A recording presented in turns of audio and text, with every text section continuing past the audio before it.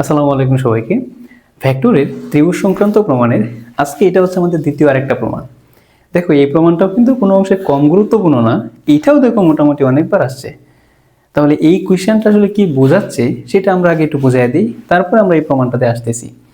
বলতেছে দেখো, মনে করো এইটা হচ্ছে আমাদের একটা ত্রিভুজ, এটা হচ্ছে একটা ত্রিভুজ, এটা এ বি সি একটা ত্রিভুজ। আমাকে বলে দিল এই বিসি এর মধ্যবিন্দু ডি, এসি এর মধ্যবিন্দু ই এবং এবি এর মধ্যবিন্দু এফ। তাহলে শীর্ষবিন্দু থেকে বিপরীত বাহুর উপরে এই যে লম্বটা, এটা হচ্ছে আমাদের একটা মধ্যমা, এইটাও কি আমাদের একটা মধ্যমা, এইটাও কি আমাদের আরেকটা মধ্যমা। তার মানে একটা মধ্যমাকে এখানে এডি, আরেকটা বিই এবং আরেকটা কত সিএফ না। তাহলে এখন কোয়েশ্চেনটা বলছে তাহলে ভেক্টরের সাহায্যে প্রমাণ করো যে এই যে মধ্যমাগুলো আছে এই মধ্যমাগুলার সমষ্টি কত, শূন্য। এইটা আমাকে প্রমাণ করতে হবে, বুঝছো? তার মানে একটা ত্রিভুজের মধ্যমাত্রয়ের সমষ্টি শূন্য, ভেক্টরের সাহায্যে এটা আমাকে প্রমাণ করতে হবে এবং এই কোয়েশ্চেনটা কিন্তু এইটাই বলতেছে। ঠিক আছে, তাহলে চলো আমরা ধাপে ধাপে প্রমাণটা করি, খুব মনোযোগ দিয়ে বুঝবা। ঠিক আছে, মনোযোগ না দিলে আসলে বোঝা যায় না, এই জন্য খুব ভালোভাবে মনোযোগ দিবা।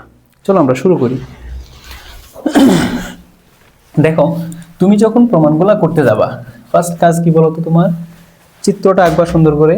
দেখো কি চিত্র দেওয়া আছে, আমরা চিত্রটা আঁকি। আমাদের সুন্দর একটা চিত্র দেওয়া আছে, ওই চিত্রটা আমরা আঁকতেছি। দেখো চিত্রটা কিরকম, এটা এ বি সি এবং কি বলছে দেখো বিসি এর মধ্যবিন্দু, দেখো এই যে বিসি সিএ এবং এবি বাহুর মধ্যবিন্দু যথাক্রমে কত ডিই এবং এফ। তাহলে বিসি এর মধ্যবিন্দু নিয়ে নিলাম আমি, এটা ডি। তাহলে এডিটা কি বলতো আমাদের একটা মধ্যমা না। আবার এইখানে দেখো এটা নিলাম আমি কি ই, আর এইটা হবে কি আমাদের সিএফ। তো ভেক্টরের ডিরেকশনগুলো দাও, তাই না? ডিরেকশনগুলো দিয়ে দাও, এইখানে দিলাম, এইখানে। যেহেতু বলছে এ ডি, তোমার কাছে যদি ডিরেকশন দেওয়া নাও থাকে তাহলে এই যে এই কথাগুলো বুঝেই তুমি বুঝে যাবা যে আসলে চিহ্নটা কোন দিকে হবে। এই যে বলছে এ ডি, তাহলে এ থেকে ডি এর দিকে। এই যে আমি দিলাম মনে করো এ থেকে ডি এর দিকে, আবার দিলে যে বিই, বি থেকে ই এর দিকে সিএফ, এটা আমি দিলাম। এটা হচ্ছে মোটামুটি আমাদের এখানে দিয়ে দাও। এটা হচ্ছে আমাদের একটা চিত্র, বুঝছো? তাহলে এখানে তুমি কি লিখবা, যে ত্রিভুজ লিখে নাও, যে ত্রিভুজ এ বি সি এর কি লিখবা বলো, BC CA O A B বাহুর মধ্যবিন্দু যা দেওয়া আছে আমি তাই লিখতেছি, আমি কিন্তু এখনো প্রমাণে যাচ্ছি না। যা দেওয়া আছে আমি তাই লিখলাম, চিত্রটা আঁকলাম এবং এই যে কথাগুলো, এই কথাগুলো আমি লিখতেছি। দেখো তাহলে ত্রিভুজ এবিসি এর বিসি সিএ এবং এবি বাহুর মধ্যবিন্দু যথাক্রমে কি বলতো, যথাক্রমে ডি ই ও এফ। ঠিক আছে, তাহলে আমি কি করলাম, এডি বিই এবং সিএফ যোগ করি, এডি বিই ও তারপর কি বলতো, এটা এইভাবে লিখো যে এডি বিই এবং সিএফ কি করি বলতো, যোগ করি। তারপর কি বলছে, প্রমাণ করতে হবে যে, দেখো প্রমাণ করতে হবে যে, কি প্রমাণ করতে হবে বলতো, AD plus B plus CF is equals to 0। লিখো AD plus B plus CF সমান সমান কি 0। তো এটা আমাকে প্রমাণটা করতে হবে, এখন খুব মনোযোগ দিয়ে বুঝবা। চলো আমরা প্রমাণে যাই। তো যখন আমি প্রমাণে যাব একদম ক্লিয়ারলি, একদম 100% মনোযোগ দিবা। দেখো আমি কথা হচ্ছে কি লাগবে বলো, মধ্যমা তিনটা সমষ্টি শূন্য। তো ফার্স্টে তুমি যে কোনো একটা মধ্যমা নিয়ে কাজ করো, যে কোনো একটা মধ্যমা নিয়ে কাজ করো এবং ওই মধ্যমার সাথে একটা বাকি বাহুগুলোর সম্পর্ক দেখাবা। তারপরে কি করবা, বাকি মধ্যমাগুলো নিয়ে কাজ করবা। মনে করো আমি এডি মধ্যমা নিয়ে কাজ করতেছি। এইবার বলো তো এই ত্রিভুজ এবিসিটাকে এডি যে মধ্যমাটা আছে এই মধ্যমাটা দুইটা ত্রিভুজে ভাগ করছে না, এই দেখো এডি মধ্যমাটা এই একটা ত্রিভুজ, এই একটা ত্রিভুজ, তাহলে দুইটা ত্রিভুজে তুমি ত্রিভুজ সূত্র প্রয়োগ করে এডি এর মান নাও। তাহলে আমি যদি বলি প্রথমে দেখো এ বি ডি এ ত্রিভুজ এ বি ডি এ, বলো তো এখানে কি প্রয়োগ করা যায়? এই দেখো এ বি ডি, তুমি চাইলে যোগ বিধিও প্রয়োগ করতে পারো, চাইলে বিয়োগ বিধিও কি প্রয়োগ করতে পারো, তোমার ইচ্ছা। বলো তো দেখি, তুমি যদি যোগ বিধি প্রয়োগ করো কি লিখবা?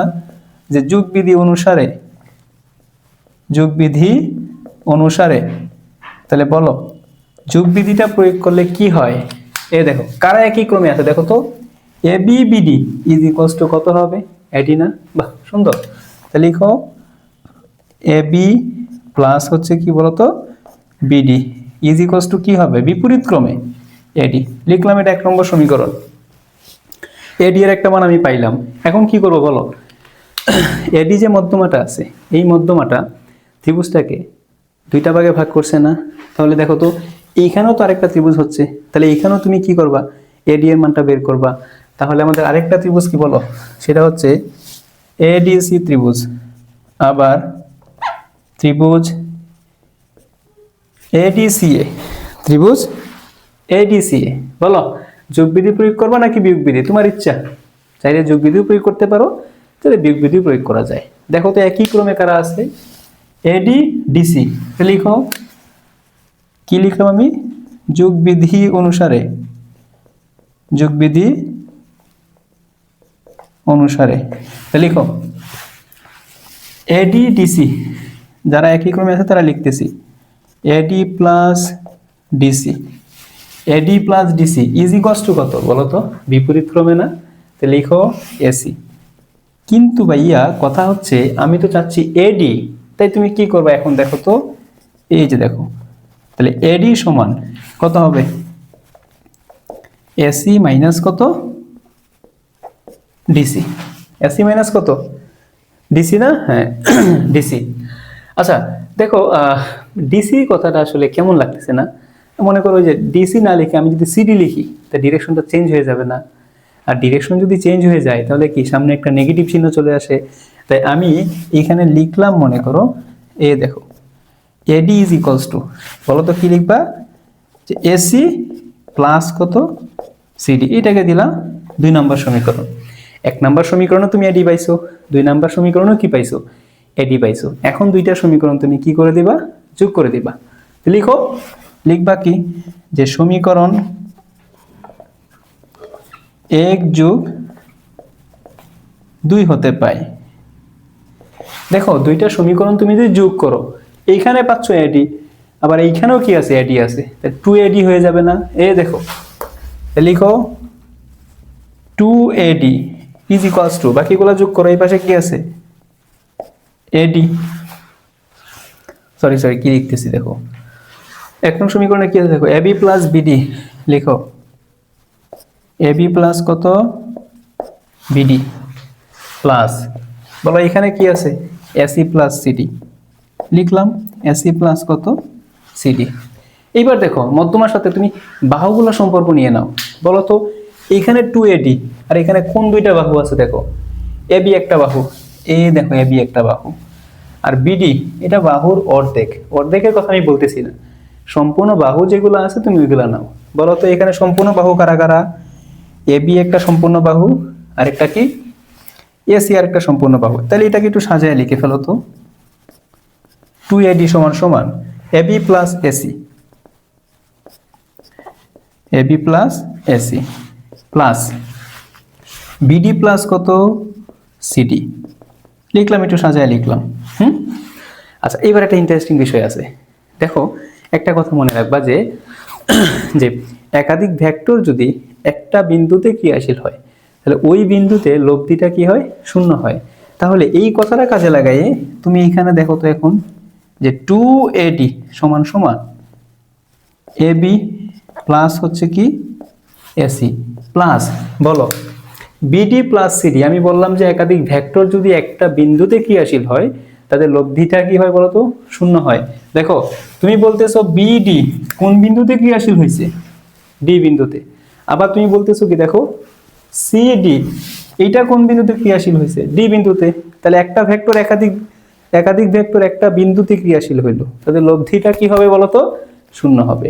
তাহলে এখানে কি লিখবা? শূন্য ভেক্টর। বুঝছো? তাহলে বলো তো এখানে আমরা কি লিখতে পারি?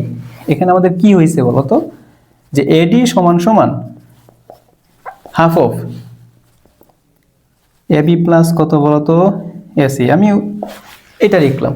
এই তো আমাদের একটা ইন্টারেস্টিং রিলেশন চলে আসছে, যে একটা মধ্যমার সাথে বাহুর সম্পর্ক চলে আসছে। বাকিগুলো আমি অনুরূপভাবে লিখবো, তবে অনুরূপভাবে লিখতে গেলে আমাকে এই লাইনটা একটু ভালো করে বুঝতে হবে। বলো, দেখো এডি, তুমি যখন লিখছো এডি মধ্যমা, বুঝিও যখন লিখছো এডি মধ্যমা সমান সমান হাফ অফ এ বিন্দু থেকে এ বিন্দু সংশ্লিষ্ট যে দুইটা বাহু আছে তাদের সমষ্টি।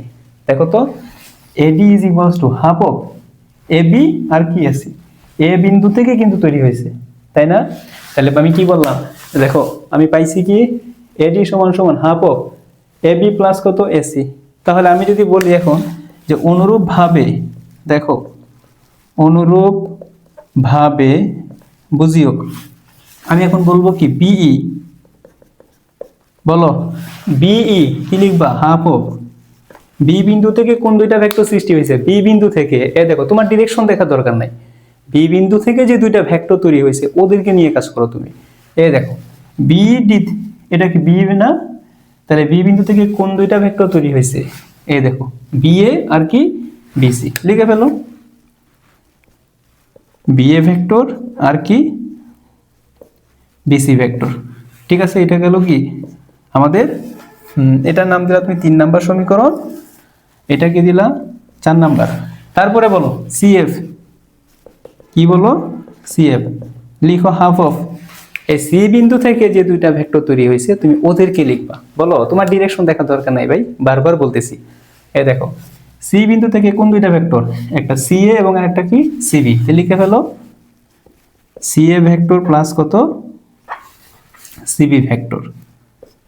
বুঝছো? এটা কি 4 নাম্বার সমীকরণ, সরি এটা 5 নাম্বার সমীকরণ। এখন তুমি কি করবা? আমার চাইছিল কি বলতো, তিনটা মধ্যমার সমষ্টি কি শূন্য না? এটা আমাকে বের করতে হবে। তাহলে তুমি দেখো, তুমি এডি পাইছো, বি পাইছো, সিএফ পাইছো। এখন তুমি এই তিনটা সমীকরণ কি করবা? যোগ করে দিবা না? তো যোগ করো, সহজ হিসাব, যোগ করো। সমীকরণ 3 যোগ 4 যোগ 5 হতে পাই। দেখো তো কি পাও তুমি? এই পানে আছে কত? এখানে আছে এডি, লিখো সবগুলা, বাম পক্ষটাকে যোগ করো। এডি প্লাস বিই প্লাস কত? সিএফ ইজ ইকুয়ালস টু, সুন্দর করে লিখবা একদম ক্লিয়ারলি। দেখো এদিকে এইখানে হাফ, এইখানে হাফ, এইখানে হাফ, আমি সবগুলা থেকে হাফ কি কমন নিতে পারি না? বলো তো। তো লিখো হাফ কমন, আমি লিখলাম। এই দেখো হাফ যদি কমন নেই, মনে করো এখানে এখানে লিখবা, তো ধরো এখানে লিখো হাফ যদি কমন নাও, সবগুলা যোগ করো। এবি প্লাস এসি লিখো, এবি প্লাস কত? এসি প্লাস এটা লিখো বিএ প্লাস বিসি প্লাস কত? প্লাস তারপরে কি আছে বলতো? CA plus CB, CA plus কত? সিবি লিখলাম। এবার দেখো এই পাশে তো মনে করো এই তিনটা আছেই, এইখানে হাফ অফ। এখন আমি যে কাজটা করব, দেখো এ বি এর সাথে বিএ নিব, কারণ এ বি প্লাস বিএ সমান কত হবে? 0 হবে, তাই না? কারণ ডিরেকশনটা চেঞ্জ করে দিলেই তো মাইনাস হয়ে যাচ্ছে। তাহলে আমি এ বি এর সাথে, দেখো এ বি এর সাথে আমরা কি নিব বলতো? বিএ নিব। বিএ কোথায় আছে? এই যে লিখলাম। প্লাস এসি এর সাথে তুমি নিয়ে নাও কি?